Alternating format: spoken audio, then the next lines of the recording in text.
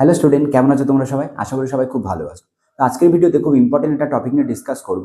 যারা এই বছর মেডিকেল কাউন্সেলিংয়ে বসছো বা ভবিষ্যতে কাউন্সেলিংয়ে বসবে, তাদের সবারই ডিটেলসে জানা উচিত, নাহলে এর ফাঁদে তুমিও পড়ে যেতে পারো। দেখো, সত্যি কথা বলতে এই যে আগস্ট, সেপ্টেম্বর, অক্টোবর এই যে টাইমটা না, এটা আমাদের মেডিকেল স্টুডেন্টদের কাছে প্রচন্ড ইম্পর্টেন্ট একটা জায়গা, কারণ এর উপরে আমাদের ভবিষ্যৎ দাঁড়িয়ে আছে। কারণ এই টাইমটা আমাদের কাউন্সেলিং হয়, যেটা মেডিকেলের একদম প্রবেশ দ্বার, প্রথম দরজা, যেটা আমাকে অতিক্রম করতে হবে মেডিকেল ফিল্ডে ঢোকার জন্য। এই জায়গায় সব থেকে ঝামেলাগুলো শুরু হয়। অ্যাকচুয়ালি সত্যি কথা বলতে, এই যে মেডিকেল প্রফেশনটা তোমরা যতটা সহজ ভাবো না, এতটাও সহজ নয়। এখানে সবার লোকজন বসে আছে রীতিমতো তোমাকে লোটার জন্য, কিভাবে তোমাকে লুটে নিতে পারে তোমার কাছ থেকে। তার সবার প্রথমেই আসে মেডিকেল মাফিয়া টাপে, এই সমস্ত নাম তো তোমরা শুনেই থাকো প্রায় সময়। এই সবগুলো জিনিসের শুরুতেই আসে কাউন্সিলিং মাফিয়া, মানে এটা আমার দেয়া নাম, কাউন্সিলিং মাফিয়া। আমি কয়েকটা তোমাদের এক্সাম্পল দেবো আমাদেরই স্টুডেন্টদের সাথে হওয়া দুটো ঘটনা আজকে আমি শেয়ার করব, যাতে তোমাদেরও চক্ষু খুলে যায়, এই ফাঁদে তোমরাও না পড়ো। দেখো, এই নিট পরীক্ষা হওয়ার পর থেকে এই পর্যন্ত আশা করি তোমরা যারা কাউন্সিলিং নিয়ে খুবই সিরিয়াস ছিলে, তারা প্রথম থেকেই বিভিন্ন এজেন্সিকে ফোন করেছো, বিভিন্ন জায়গায় মেল করেছো বা হোয়াটসঅ্যাপ করেছো। আর উল্টো বিভিন্ন এজেন্সি তোমাদের সাথে কন্ট্যাক্ট করেছে, বিভিন্ন যারা কাউন্সিলিং করে আর কি, সেই সমস্ত এজেন্সির কথা বলছি, তোমাদেরকে কন্ট্যাক্ট করেছে, ফোন করতে পারে, মেল করতে পারে, হোয়াটসঅ্যাপ করতে পারে, যে সামথিং সামথিং আমাদের এই প্যাকেজ আছে, তা আমরা কাউন্সিলিং করাই, আপনি যদি ইন্টারেস্টেড থাকেন দেন আমাদের সাথে যোগাযোগ করতে পারেন। তোমরা হয়তো অলরেডি কয়েক জায়গায় এরকম কথাটা বলে ফেলেছো এবং কিছু অ্যাডভান্সও টাকা দিয়ে ফেলেছো। আমি ধরে নিচ্ছি এটা অনেকেই করেছে, অনেকে করেও এটা, এতে কোনো সমস্যা নেই। সমস্যাটা কোথায়? এর পরে যে স্টেপটা আসবে, এখানে আমি একটা ছোট্ট করে ক্লিয়ার করে দিই। এইগুলো শুনে যদি এই এজেন্সির কথাগুলো বারবার যখন মনে হচ্ছে, কেউ যেন ভেবো না যে আমি নিজে একটা এজেন্সি চালাই, তো ওইখানে বাকি এজেন্সির বদনাম করছি আমার এজেন্সির প্রমোট করার জন্য। আমার কোনো এজেন্সি নেই, আমি টিচার, আমি 11-12 নিট যেই ফিজিক্স পড়াই, আমাদের নিজস্ব কোচিং সেন্টার আছে। আর তোমাদের সাথে নিটের ডেটাগুলো আমি শেয়ার করি, বা যেই ডেটাগুলো শেয়ার করি তাতে তোমাদের কাউন্সিলিংয়ের সুবিধা হয়। এবং তোমাদের যদি কোনো রকম কাউন্সিলিংয়ের হেল্প লাগে, আমাকে অবশ্যই মেল বা হোয়াটসঅ্যাপ করতে পারো, আমি তোমাদেরকে, আমি যতটুকু ইনফরমেশন জানি সব ডেটা দিয়ে তোমাদের সাহায্য করবো। আর বাকি তো আমাদের ইউটিউব চ্যানেল আছে। এবার আসি স্ক্যামগুলো, কি টাইপের স্ক্যাম হয় বা তোমরা কি টাইপের ফাঁদে পা দিতে পারো। প্রথমে একটা খুব কমন স্ক্যাম, যেটা প্রায় সময় প্রতি বছরই কিছু না কিছু স্টুডেন্টদের সাথে হতে থাকে। তো যখন আমরা এজেন্সিগুলোর সাথে কন্ট্যাক্ট করি বা কোনো এজেন্সি আমাদেরকে ডিরেক্ট কন্ট্যাক্ট করে, আমাদের কিছু একটা অফার করে, 5,999, 10,999, হোয়াট এভার কিছু একটা অ্যামাউন্ট।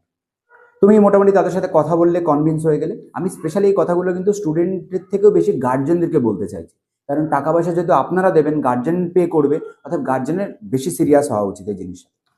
এবার ভাবো, যখন এরকম হলো যে কোনো একটা এজেন্সির সাথে আমি কন্ট্যাক্ট করলাম, এজেন্সি সেখানে আমাকে কিছু একটা অ্যামাউন্ট বলে এবং বললো যে এই মুহূর্তে আপনাকে 1/3 পে করতে হবে, 33% অ্যাটলিস্ট আপনাদেরকে পে করতে হবে বুকিং করার জন্য, যে কাউন্সিলিংয়ে। আপনি পেও করে দিলেন। ধরো 10,000 টাকা আমাকে বলেছিল, আমি 3,500 টাকার অ্যারাউন্ডে একটা অ্যামাউন্ট পে করে দিলাম। আমাদের স্টুডেন্টের সাথে এরকম জিনিস হয়েছে, তারা প্রায় 20,000 থেকে 30,000 টাকার একটা এরকম অ্যারাউন্ডে তারা বাজেট বলেছিল, কারণ তাদের টার্গেট ছিল private medical college. Government medical কলেজের কাউন্সিলিংয়ে যারা আর কি শিওর শট ভালো নম্বর আছে, জানে, এজেন্সিও জানে তোমরা যেন গভর্নমেন্টে হয়ে যাবে, তো তাদের ক্ষেত্রে এর এজেন্সি কম চার্জ করে। কিন্তু যারা ম্যানেজমেন্ট কোটায় বা সেমি গভর্নমেন্টে ঢুকবে, এদেরকে এজেন্সি শুরু থেকেই বেশি অ্যামাউন্ট চার্জ করে, কারণ এরা জানে যে এরা সেমি গভর্নমেন্টে আসছে, মানে এদের টাকা পয়সা আছে, তো আমরা সেই এজেন্সি অ্যাজ এ সেরকম চার্জ করবো, আমাদের এরা টাকা পয়সা দেবে। এটা প্রথমে এটা মাথায় ঢুকে যায়, এগুলো বিজনেস পলিসি। এবার ভাবো, তো তাদের আমি 30,000 টাকার কাছাকাছি এরকম বলেছিল, আমি যে স্টুডেন্টের কথা বলছি, তো তারা ওরকম 10,000-এর অ্যামাউন্টে পে করে দিয়েছে। হলো নিট পরীক্ষা রেজাল্ট বেরোনোর পরপরই ঘটনাটা হয়েছে। সময় এগোচ্ছে, এরা মাঝে মাঝে কন্ট্যাক্ট করে যে কাউন্সিলিংয়ের প্রসেস কিছু আমাদের কি করতে হবে, আমাদের কি কি ডকুমেন্টস রেডি করতে হবে বলুন, আমরা রেডি করবো। তারা তাদের মতো ডকুমেন্টস বলে দিচ্ছে, এরা ধীরে ধীরে রেডি করছে, মাঝে মাঝে কিন্তু ফোনে কথা হচ্ছে, কন্টিনিউয়াস চলছে। ঠিক যখন অ্যানাউন্স হলো যে নিটের কাউন্সিলিং স্টার্ট হবে WBMCCর পোর্টালে, ইনফরমেশন বুলেটিন এলো, এরা ফোন করলো, ফোন সুইচ অফ। পরের দিন ফোন করলো, এগেইন সুইচ অফ। কাউন্সিলিংয়ের ডেট স্টার্ট হয়ে গেছে, রেজিস্ট্রেশন হবে এবার counselling, phone switch off, continuously phone switch off, আর ফোন ধরেই না। কি হয়েছে? বেপাত্তা, পালিয়ে গেছে। এরা দেখা গেলো এই স্টুডেন্টরা এরকম আরো অনেক স্টুডেন্টের কাছ থেকে টাকা কালেক্ট করে নিয়েছে যে তাদের কাউন্সিলিং করাবে বলে, অ্যাকচুয়ালি এরকম এজেন্সি নয়, জাস্ট ভুয়ো স্ক্যামার। তো এই স্ক্যামের ফাঁদে তোমরাও মানে পা অলরেডি হয়তো দিয়েও ফেলেছো। এবার এখানে আমাদের করণীয় কি? এইরকম যদি আমরা আগে থেকে করে থাকি, সবার প্রথম আমার স্টুডেন্টরা যে ভুলটা করেছিল, তারা শুধু ফোনে ফোনে কন্ট্যাক্ট করেছে না, একদমই না। তাদের অফিসিয়াল অ্যাড্রেস নাও, তাদের যদি কোনো ওয়েবসাইট থাকে, মোবাইল অ্যাপ থাকে, হোয়াট এভার, তার ডিটেলস নাও, অ্যাক্সেস করো ওয়েবসাইট ভ্যালিড কিনা, প্রিভিয়াস তাদের কোনো রেকর্ড আছে কিনা দেখো। আর যদি তাদের ফিজিক্যাল মানে কোম্পানি বা এজেন্সি যেটা অফিস রুম আর কি যদি কাছাকাছি থাকে মাস্ট যাও। কাছাকাছি কি ইভেন দূরে আমি যদি বলবো 70 কিলোমিটার দূরেও যদি হয় তাও যাও। একবার অফিসে ফেস টু ফেস তাদের সাথে কথা বলো, তোমার ডকুমেন্টস দিয়ে তুমি দেখো ফিজিক্যালি তারা এক্সিস্ট করে কিনা, নইলে এরকম ভাবে তোমাকেও পা দিতে হবে। দেখো এই 10,000 টাকাটা কিন্তু সবসময় ইম্পর্টেন্ট নয়, এটা হচ্ছে তোমার কেরিয়ার। তো তোমার এই একটা ছোট্ট ভুলের জন্য মানে তুমি ধরে নিয়েছো যে তোমার ডেটা নিয়েছে ওরা করেই দেবে যে মানে উনি তো ভালো জাস্ট কাউন্সিল মানে যখন রেজিস্ট্রেশন হবে তার স্টার্টিং পয়েন্টে এই জিনিসটাকে মানে পিক করেছে এবং সে তারপরে নিজেদের মতো করে কাউন্সিলিং করেছে। পরে স্টুডেন্টের কি হয়েছে সেটা অন্য গল্প। বাট এই সমস্যাটা আমাদের অনেকের হতে পারে, তাহলে আমাদের চোখ কান খোলা রাখতে হবে। এটা একটা টাইপের স্ক্যাম। সেকেন্ড খুব ডেঞ্জারাস টাইপের স্ক্যাম, এটা আমাদের একজন স্টুডেন্টের সাথে হয়েছে। তারা জানতো যে তাদের অ্যাকচুয়ালি কলেজ মানে একদম ফিক্স ছিল যে আমরা ম্যানেজমেন্ট আমরা সেমি গভর্নমেন্টে ঢুকবো, সেটা স্টেট কোটা দিয়ে হোক বা ম্যানেজমেন্ট কোটাই হোক, আমার ওই কলেজ ফিক্সড। আমি এই মুহূর্তে কলেজের নাম রিভিল করবো না, প্রবলেম হতে পারে। দুটো কলেজ এখানে ইনভলভ আছে। তো কলেজের নাম আমরা ধরে নিচ্ছি সুবিধার জন্য এক্স। তো সেই মানে গার্জেন তারা বলে দিয়েছে যে আমরা এই এক্স কলেজটায় ভর্তি হব। তারা কিন্তু একদম রেজিস্টার্ড কোম্পানি, একদম অফিসিয়াল, তাদের অফিসে গেছে, ডকুমেন্টস নিয়ে প্রপার একদম সেট আপ। তারা একদম পুরো সামনে কাগজপত্র ধরিয়ে দিয়েছে, এই ব্যাপার, এই ফর্মালিটি, এই আচ্ছা আমাদের টার্ম অ্যান্ড কন্ডিশন সব ওকে। প্রায় 90,000-এর কাছাকাছি তারা চার্জ করেছিল, যেহেতু ওরা ধরে মানে করে নিয়েছে যে এরা ম্যানেজমেন্ট কোটায় ঢুকবে, স্টেট কোটা হওয়ার চান্স একটু কম, এরা ম্যানেজমেন্ট কোটায় ঢুকবে, একদম শিওর শট। মোটা অ্যামাউন্টের চার্জ করে নিয়েছে 90,000। ইভেন অনেক এজেন্সি আমি শুনেছি নাকি এর থেকেও বেশি চার্জ নেয়, সেটা আমার জানা নেই। বাট আমি আমার স্টুডেন্টের কথা বলছি, 90,000-এর কাছাকাছি এরা বলেছে শুধু কাউন্সিলিংয়ের জন্য আমরা নেবো এবং শিওর শট তোমাদেরকে মেডিকেল কলেজ পাইয়ে দেবো। ওকে, ওরা তো মেডিকেল কলেজ নিতেই গেছে, কোনো প্রবলেম নেই। ডকুমেন্টস যা দেওয়ার সব দিয়ে দিয়েছে। দিয়ে এবার আস্তে আস্তে প্রসেসিং চলছে, কাউন্সিলিং স্টার্ট হলো। রাউন্ড ওয়ানে দেখা গেল ওরা যে কলেজ এক্স এর কথা বলেছিল এই কলেজটা আমাদের লাগবে, কলেজটা ওদের হলো না। চলো তাহলে পরের রাউন্ডে হবে। এজেন্সি বললো পরের রাউন্ডে আপনাদের শিওর শট হয়ে যাবে। ধীরে ধীরে এগোচ্ছে, এক একটা রাউন্ড কিন্তু হতে অনেকটা সময় লাগে, 15 দিন 20 দিন মানে লেগেই যেতে পারে। ঠিক আছে, সেকেন্ড রাউন্ড হলো। সেকেন্ড রাউন্ডে দেখা গেল তাদের কলেজে নাম আসেনি, মানে তাদের মানে এতে সিলেকশন হয়নি। তখন তাদের কিছু একটা ডাউট হয়েছে। অনেক সময় আমাদের মানে ভিতরে কাজ করে কিছু একটা, সে মনে বলে না মন খুঁতখুত করছে। তারা আবার এজেন্সির কাছে গেছে, গিয়ে বলেছে যে আমাদের এই ব্যাপারে কলেজ তো হলো না, দুটো রাউন্ড তো হয়ে গেল। তখন তারা হঠাৎ করে একটা নতুন ইনফরমেশন দিচ্ছে, অ্যাকচুয়ালি আমাদের একটুখানি ভুল হয়ে গেছে। আমরা ভেবেছিলাম ডিরেক্ট যেমন হয় আর কি, অনলাইনের থ্রু দিয়ে ডিরেক্ট গিয়ে অ্যাডমিশন, মানে অনলাইনের প্রসেসের থ্রু দিয়ে অ্যাডমিশন হওয়া, আর হচ্ছে ডিরেক্ট গিয়ে অ্যাডমিশন নিয়ে, অনলাইনের থ্রু দিয়ে যাওয়া না। দিয়ে তাদের দাবি, তারা কি বলেছে সেটা আমি আগে শোনাচ্ছি, তারপরে অরিজিনাল জিনিসটা তোমাদেরকে বলবো।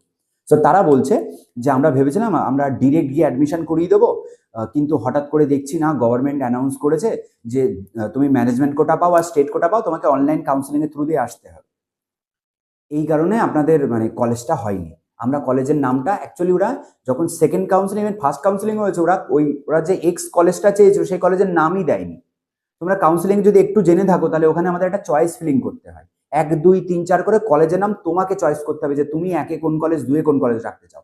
এটা গভর্নমেন্ট ডিসাইড করবে না যে গভর্নমেন্ট ইচ্ছা মতো একটা কলেজ দিয়ে দেবে, তোমার চয়েস অনুযায়ী আসবে, সেই অনুযায়ী তোমার মার্কসে যে কলেজ আসবে তুমি সেই কলেজ পাবে, কিন্তু চয়েসটা তোমাকে 1 2 3 4 করে ফিল আপ করতে হবে।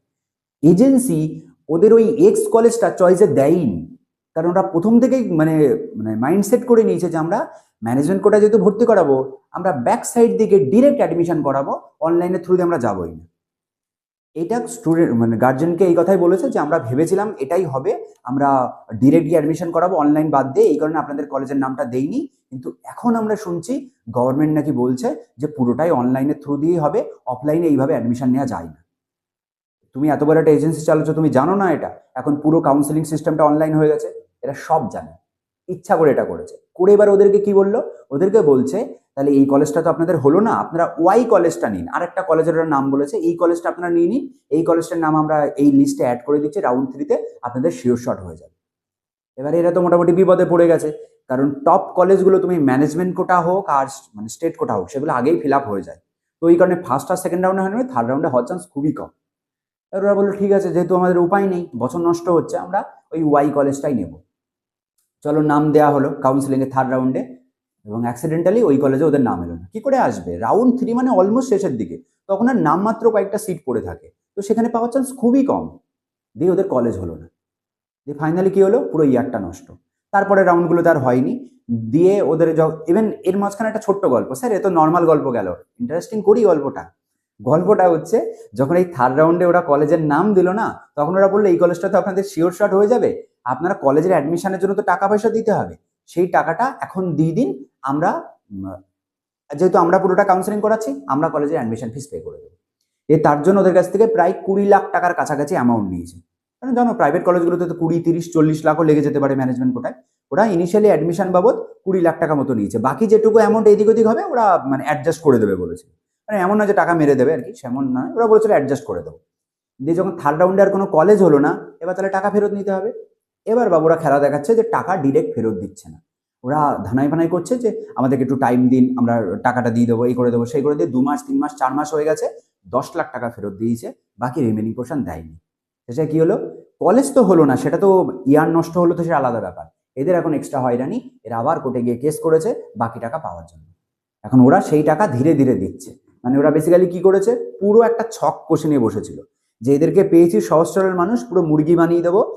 ওই যে 20 লাখ টাকার অ্যামাউন্টটা নিয়ে নিয়েছে, মানে ওরা আগে থেকেই জানতো যে আমরা ওই কলেজটা ওর এমনিও হবে না, ওই কলেজের নামও দেবো না, এই কলেজটা আমরা এনিহাও অ্যাডমিশন করাবো। আর এই যে অ্যামাউন্টের চার্জটা ওরা নিয়ে নিয়েছে, ওরা অলরেডি কোনো না কোনো জায়গায় ইনভেস্ট করে দিয়েছে। এটা আমার ওপিনিয়ন, ওরা আই থিঙ্ক কোনো না কোনো জায়গায় একটা ইনভেস্ট করে দিয়েছে অ্যামাউন্টটা। নইলে ওদের কাছে যদি ইনহ্যান্ড থাকতো তাহলে কেন দিয়ে দিচ্ছে না ওদেরকে, কেন ওদেরকে হয়তো এরকম ভাবে মানে আটকে রেখে দিচ্ছে। ওরা অলরেডি কোনো জায়গায় ইনভেস্ট করে দিয়েছে, সেই টাকাটা এখন ধীরে ধীরে ধীরে ধীরে এদেরকে শোধ করছে। মানে গঙ্গা জলে গঙ্গা পুজো করছে আর কিছুই না।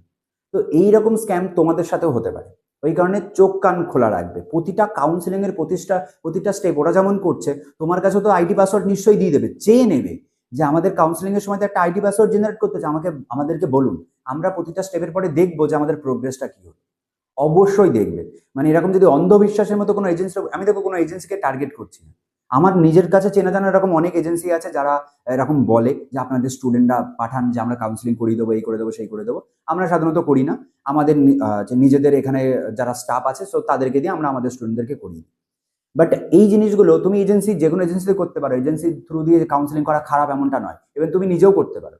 তুমি যদি ভিডিওগুলো স্টেপ বাই স্টেপ ফলো করো, ডকুমেন্টস কিভাবে, আমরা সব ভিডিও শেয়ার করবো, লাইভ কি করে কাউন্সিলিং করতে হয়, আই থিঙ্ক তোমার প্রবলেম হবে না। আর যদি কনফিডেন্স না থাকে কোনো এজেন্সি দিয়ে করো, অবশ্যই চোখ কান খেয়াল রাখো, চোখ কান খোলা রাখো, ডিরেক্ট যাও, ফিজিক্যালি যাও সেই অফিসে গিয়ে তাদের সাথে কথা বলো, তাদের পাস্ট রেকর্ড চেক করো। আর কাউন্সিলিং এর প্রতিটা স্টেপে আইডি পাসওয়ার্ড নিয়ে নিজে অনলাইন চেক করো WBMCC পোর্টাল থেকে, যে তোমার প্রোগ্রেস ওরা যা বলছে তার সাথে ম্যাচ করছে কিনা। কারণ কাউন্সিলিং স্টেপ বাই স্টেপ হবে, এরকম একদিন ক্লিক করলাম সঙ্গে সঙ্গে কলেজ পেয়ে গেলাম এমনটা নয়। তোমাকে প্রথমে রেজিস্ট্রেশন করতে হবে, ফিস পে করতে হবে, ফিজিক্যাল ডকুমেন্টস ভেরিফিকেশন করতে হবে, অনলাইনে এসে চেক করবে যে তোমার ভেরিফিকেশন ডান কিনা। অনলাইন মেরিট লিস্ট তৈরি হবে সাকসেসফুল রেজিস্টার্ড ক্যান্ডিডেটের, দেন তোমাকে চয়েস ফিলিং করতে হবে, দেন তোমার রেজাল্ট পাবলিশ হবে, তুমি কোনো কলেজ পেলে কিনা। এইভাবে পরপর স্টেপ বাই স্টেপ, এটা একদিনের গল্প নয়, ওইখানে প্রতিটা স্টেপ তোমাকে কিন্তু ফলো করতে হবে। অন্ধবিশ্বাসের মতো না এজেন্সি মানে সর্বকালের সেরা এজেন্সি, আমি এর উপরে পুরো বিশ্বাস আছে, এইরকম করলে বিপদে পড়বে। আশা করি ব্যাপারটা বোঝাতে পারলাম। এরকম স্ক্যাম প্রচুর আছে। যদি তোমাদের কাউন্সিলিং রিলেটেড যে কোনো কোশ্চেন থাকে, তুমি অবশ্যই কমেন্ট করো বা মেল করো বা হোয়াটসঅ্যাপ করো, আমি রিপ্লাই দেবো। কাইন্ডলি শুধু ফোন করবে, ফোন করলে পাবে না বাবু, বলে লাভ নেই। হয়তো আমি সকাল 9টা থেকে ক্লাস করাই, দুপুরবেলা একটু ব্রেক পাই, আবার পরপর ক্লাস চলে আমাদের, তো ওরকমভাবে আমি ওখানে ফোনে রিপ্লাই দিতে পারবো না, বাট হোয়াটসঅ্যাপ করলে আমি নিশ্চয়ই রিপ্লাই দেবো। ওকে, তাহলে চলো আজকে এই পর্যন্তই, নেক্সট ভিডিওতে আবার দেখা হচ্ছে, টাটা।